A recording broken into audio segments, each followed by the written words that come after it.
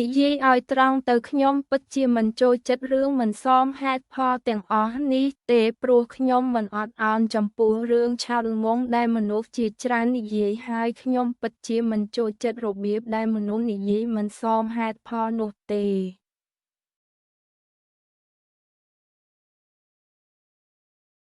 Vaya, vaya, vaya, vaya, creo que es la sucesora de mi creador, y su nombre se llama Miss Camboya la loquenera TikTok 2026, y por eso su idioma es el género, pero a mí no me importa, porque es muy normal que hay muchas personas que hablan de distintos idiomas, pues sí marica y esta usuaria hace videos, y por eso la verdad que es muy buenísimo y tiene pies y cabeza. ខ្ញុំតែងតែឆ្ងល់ចំពោះអ្នកបាញ់នោះថាអូ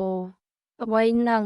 ប៉ុន្តែទេនិយាយឲ្យត្រង់ទៅវាធ្វើឲ្យវាស្មុគស្មាញណាស់សម្រាប់ខ្ញុំនឹងមានមនុស្សនិយាយភាសាអេស្ប៉ាញប៉ុន្តែវាមិនមានបញ្ហាទេព្រោះវាជារឿងធម្មជាតិណាស់